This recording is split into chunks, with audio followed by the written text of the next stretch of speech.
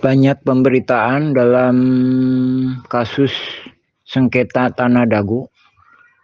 Polisi melakukan intimidasi, melakukan tindakan-tindakan represif yang menekan warga.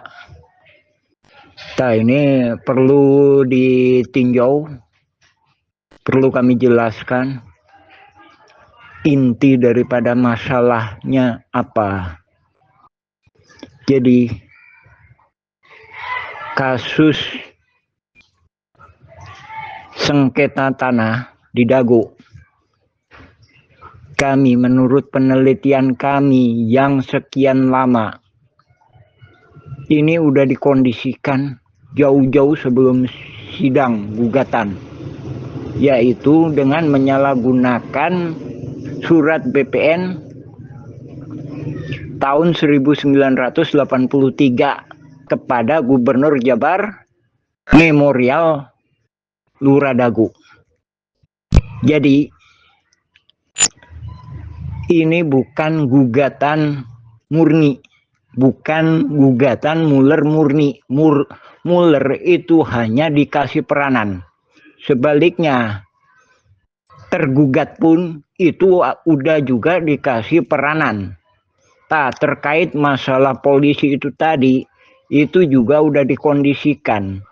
Jadi kolusi mafia tanah saling gugat ini itu udah mengkondisikan pihak tergugat disuruh maju, sebaliknya pihak penggugat pun maju, pihak tergugat pun maju. Jadi ini adalah proxy war. Nah, dari sini banyak intervensi oknum-oknum, utamanya oknum warga. Ini perlu digarisbawahi ya, sebenarnya mereka bukan warga Dago Elos masyarakat adat, tapi warga Dago Elos pendatang. Bahkan ini dari pelarian dari kampung Cirapuan. Dengan kata lain, di kampung Cirapuan itu pun bukan masyarakat adat, tapi pendatang. Silakan cek berkas pengadilan negeri yang lengkapnya. Jadi tindakan polisi itu sebenarnya udah dikondisikan oleh jaringan mafia tanah ini. Nah, ini yang sangat membahayakan, memang modus mafia tanah ini modus chaos. Jadi di sini dikeoskan, di sana pun dikeoskan. Nah, ini pemerintah perlu hati-hati dalam menangani kasus sengketa Tanah Dago ini. Kami udah mengirimkan surat. Kami sudah mengirimkan surat ke gubernur, DPR, Pemkot Bandung, hingga ke presiden. Bukan hanya presidennya, tapi kami menyatakan atau mengundang atau memanggil-manggil kepada yang terhormat Panglima tertinggi Republik Indonesia. Yang kata lain, ini kondisi ada kalanya kondisi darurat. Kenapa? Kami udah kirim surat ke DPR, penanganannya atau balasannya masih belum maksimal. Sementara itu di pemberitaan masih seolah-olah menangani gugatan Muller. Padahal yang kami sampaikan bukan gugatan Muller, tapi kolusi mafia tanah saling gugat. Jadi gugatan dengan kolusi gugatan itu beda. Cara penanganannya pun beda. Ini harus hati-hati. Kalau gugatan itu pihak tergugat maupun penggugat itu memperjuangkan hak. Sementara kalau kolusi itu mereka bekerja sama. Nah, ini berkolusi itu bekerja sama. Jadi bila mana salah satu pihak untung, maka pihak jaringan ini tetap saja untung. Jadi bila mana satu pihak ini menang, tetap aja. Nah, itu udah dikondisikan dengan adanya SHM 80 meter, dengan adanya SHM 270 meter. Dan selanjutnya PBB 15.000 meter.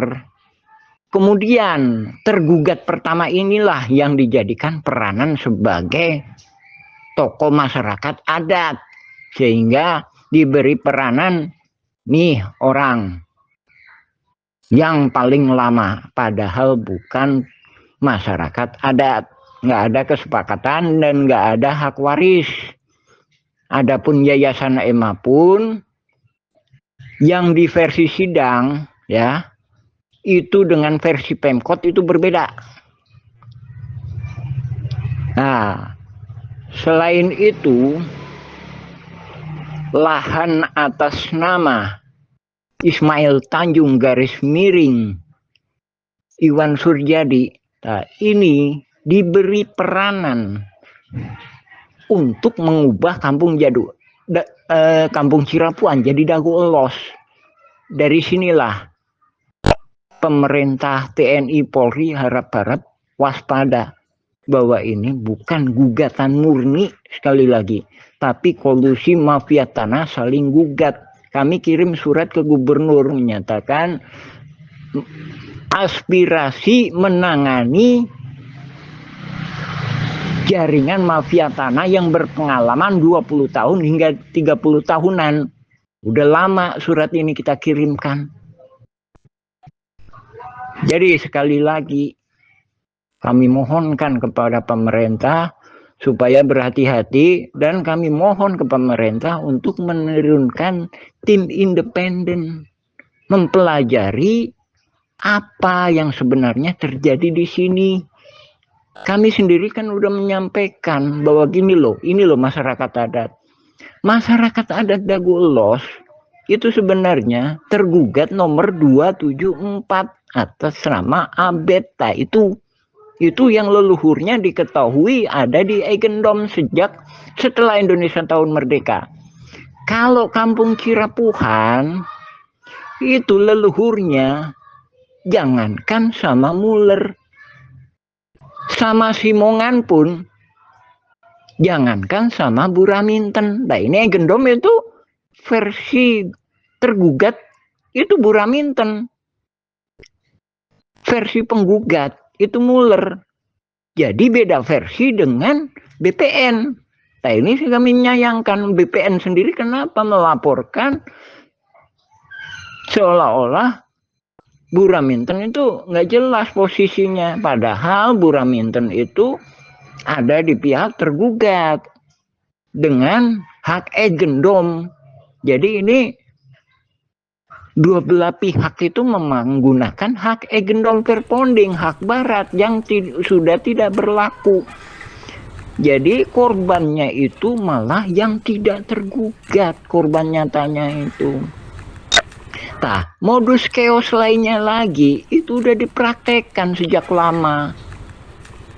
Misalkan di lapangan bola 2008. Nah, inilah baru ada oknum. Sekali lagi bukan institusi. Itu membuang galian fondasi hotel pembangunan Wirton. Terus selanjutnya dijadikan TPA lagi, tempat pembuangan sampah lagi. Padahal udah dihentikan. Apalagi ini perihal masalah otonomi daerah. Ini sampah-sampah dari kabupaten, bukan dari Kodia Bandung atau kota Bandung. Modus lainnya lagi yang hampir sama, ini menggunakan kekuatan luar. Misalkan kasus Iwan Surjadi PT Batu Nunggal, itu oknum-oknum yang sama ya, itu mengundang PT Batu Nunggal Indah, komisarisnya Iwan Surjadi, pengacaranya dulu Bob Nainggolan. Nah, dengan kata lain ini menggunakan proksi. Jadi kekuatan luar itu menekan masyarakat adat. Bahkan masjid pun menjadi korban. Nah, saya mempelajari itu. Adapun yang beda jaringan, yaitu masalah kasus oknum BPN bernama Syahidin yang banyak mengambil tanah-tanah makam disertifikatin. Nah, ini perlu direvisi, dihapuskan. Sekali lagi terima kasih. Ini mohon perhatiannya kepada pemerintah pusat.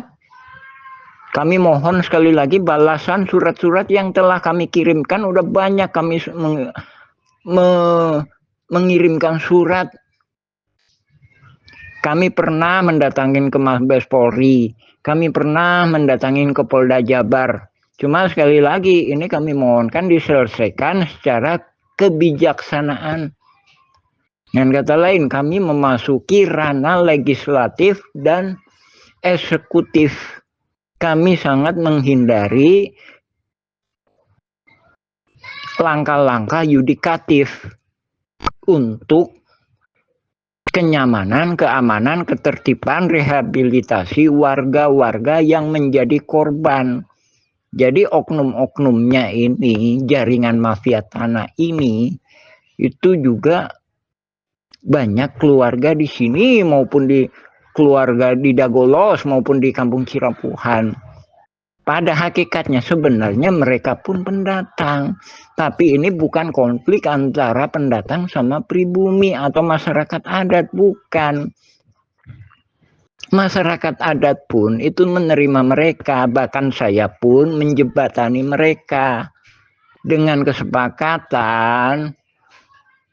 Ayo kita berjuang mengajukan hak pertanahan yang udah banyak diintimidasi, dihalang-halangi haknya oleh oknum-oknum.